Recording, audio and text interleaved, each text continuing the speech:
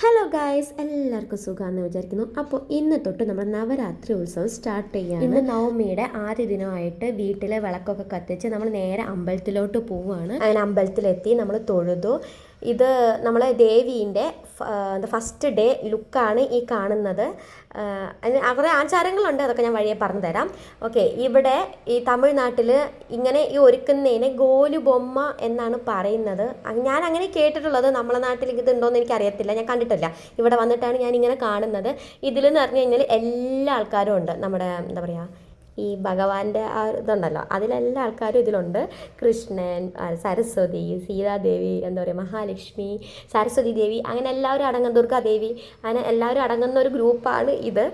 അപ്പോൾ ഇതെങ്ങനെ ഗോലുബൊമ്മ എന്നാണ് ഇവിടെ പറയുന്നത്, എനിക്കറിയത്തില്ല. കാണാൻ തന്നെ ഒരു പ്രത്യേക ഭംഗിയാണ്. നമ്മൾ തന്നെ നോക്കിക്കൊണ്ട് നല്ല രസം. ഈ കുഞ്ഞു കുഞ്ഞു പ്രതിമകൾ കാണാൻ നല്ല രസമാണ്. അമ്പലത്തിൽ നമ്മൾ തന്നെയാണ് ഇവിടെ ഇരിക്കുന്ന ഈ ലേഡീസൊക്കെ തന്നെയാണ് അവിടെ ഹെൽപ്പ് ചെയ്യുന്നത്. വിളക്ക് കഴുകാനും തുടയ്ക്കാനും ഇതൊക്കെ ആയിട്ട് നമ്മളെല്ലാവരും കൂടി ഒരു ഒത്തൊരുമ ഉള്ള അമ്പലമാണ്. അതുപോലെ തന്നെ ഓരോ ദിവസം ഓരോ കുഞ്ഞു മക്കൾക്കുള്ള പെൺകുട്ടികളിട്ടോ, ആൺകുട്ടികളല്ല, പെൺകുട്ടികൾക്ക് വേണ്ടിയുള്ള ഒരു പൂജയാണ്.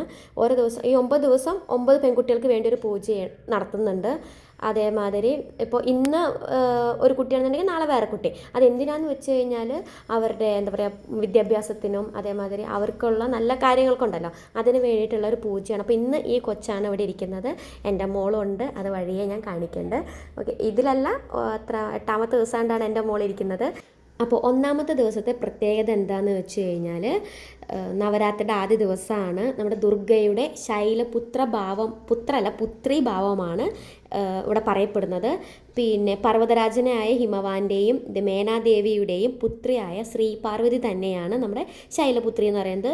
പൂർവ്വജന്മത്തിൽ നമ്മുടെ ദക്ഷൻ്റെ പുത്രിയായ സതീദേവിയായിരുന്നു ശൈലപുത്രി ദേവി. അതേമാതിരി നവദുർഗന്മാരിൽ 1ാമത്തെ ഭാവമാണ് ശൈലപുത്രി. കാളയാണ് ദേവീൻ്റെ വാഹനം എന്ന് പറയപ്പെടുന്നത്. ഒരു കയ്യിൽ ശൂലം, മറുകൈയിൽ താമരയും ദേവി പിടിച്ചിട്ടുണ്ടായിരിക്കും. പിന്നെ ഇത്രയൊക്കെയാണ് ഐതിഹ്യം എന്ന് പറയുന്നത്. അത് കഴിഞ്ഞിട്ട് നമ്മളെല്ലാവരും കൂടി ദീപാരാധന മാതിരി തന്നെ ശ്ലോകം ചെല്ലുന്നുണ്ട്. അങ്ങനെ ഏകദേശം നമ്മുടെ പൂജയൊക്കെ കഴിയാറായി.